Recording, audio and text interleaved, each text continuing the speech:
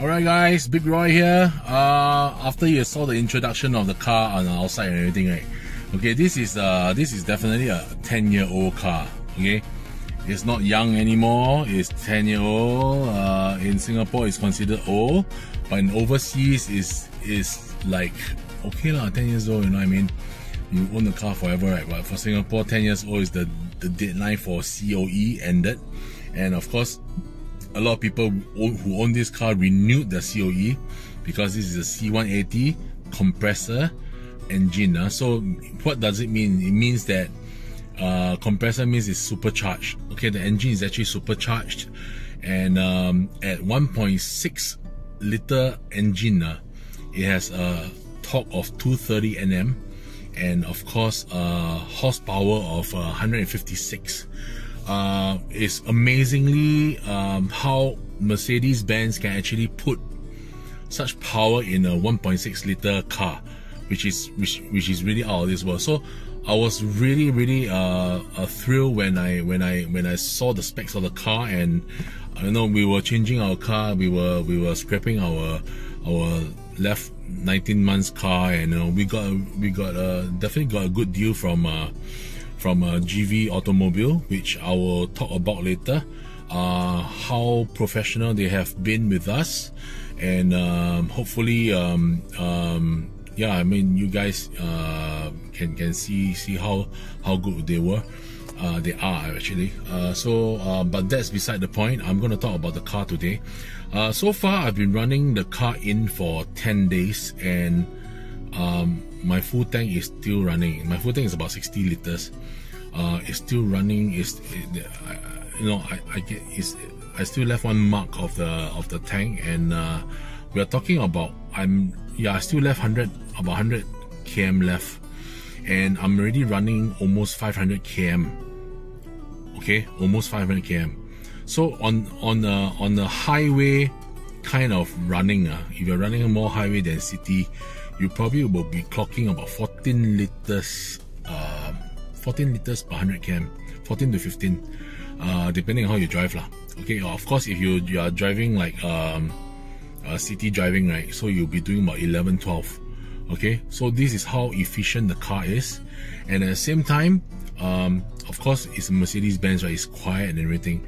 And the wonderful thing about this car is, if you buy this car before the facelift, all the cars are all original Mercedes engine. Okay, if you buy the new facelift, you know, some suckers go for the new facelift. Oh, new facelift nicer and everything. Renault engine. Okay, it's made by Renault. Okay, so the difference is that. Okay, so those of you who have bought the new engine, I mean the new facelift one, don't beat yourself to it. It's still a Mercedes-Benz after all, the branding and everything.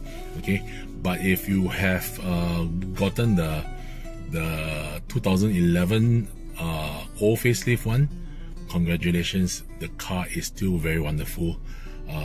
You just have to make sure that your dealer has changed all the parts and everything that is under that needs to be changed, especially the wiring and the things that are going on inside the engines and stuff like that.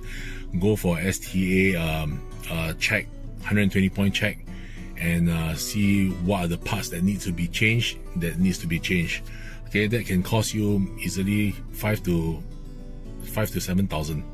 Okay, so you have to see how this 5 to 7,000 is going to weigh, and how it's going to be incorporated in your cost of buying the car itself. Okay, and of course the other things that is being thrown in, the perks and everything. So yeah, that's for another time. I'm going to talk about what deals I had, and how wonderful my dealer was. Okay, but the car, I tell you, is okay. The only setback about the car is okay, let me show you. Okay, the silly thing about this is this dashboard lah. Okay, so this dashboard is supposed not to be kena the sunlight. Okay, because you get the sunlight, this screen is supposed to be spoiled or something like that. So at the end of the day, when you leave the car, you're supposed to close this. Okay, other than that, nothing really much to really complain about. Okay, I mean, all these are all part of the car. It's just that this is the one that is quite silly, which we thought, you know, every time, you know, we want to see the reverse cam, you gotta all open this. If not, then you gotta, you know, you can just close it at a day. Yeah, so that is the only thing that I think is not very practical.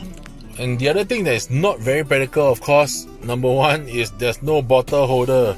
I mean, there is a thing like that, but you know, you can't put bottles here. So there's no bottle holder. You gotta get a very slim bottle to put here. Even so, it doesn't hold very well. So those people who needs water in a car, there's no bottle holder. You gotta find somewhere to put on the seat or something like that. Okay, so that is one disadvantage as well. And of course, if you're as big size as me, the good thing about this is that I didn't even extend all the way the seat. Okay, so if I extend the seat all the way, my leg cannot reach the pedal.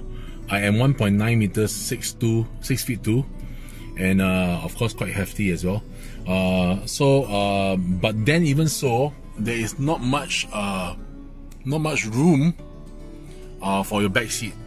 Okay, so you know, it's not a very big car, but it's good for the driver.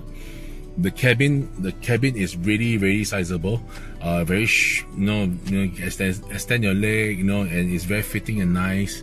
But if you are driving, you know, passengers, and I mean, you have passengers behind, those probably is going to be a kid or a toddler or something like that. You can put a baby seat behind and that's it.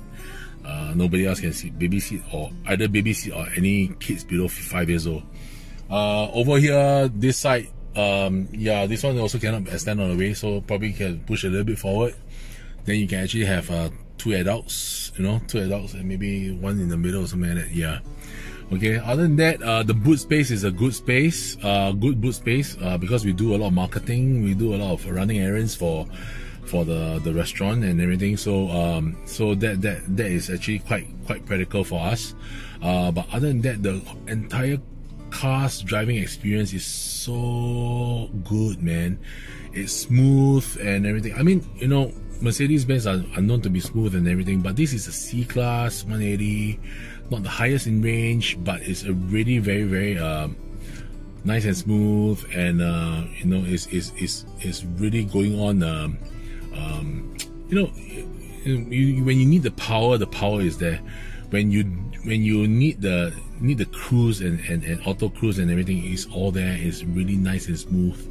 You really go the extra mile because of the good driving experience, and of course you get less stress when you drive something so smooth, right?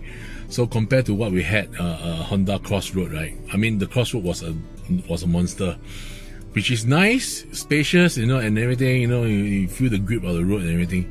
But yeah, this is a totally different experience lah. So definitely a good buy. So a C180 compressor, 2011 model. If you can get hold of it before the COE jumps up in next month, yeah, so that will be awesome. So this is my review of the C180 compressor. So it is how powerful it is, and just wonderful experience. All right, my 2 cents worth. Take care, guys. Till my next video on my car dealer. See ya.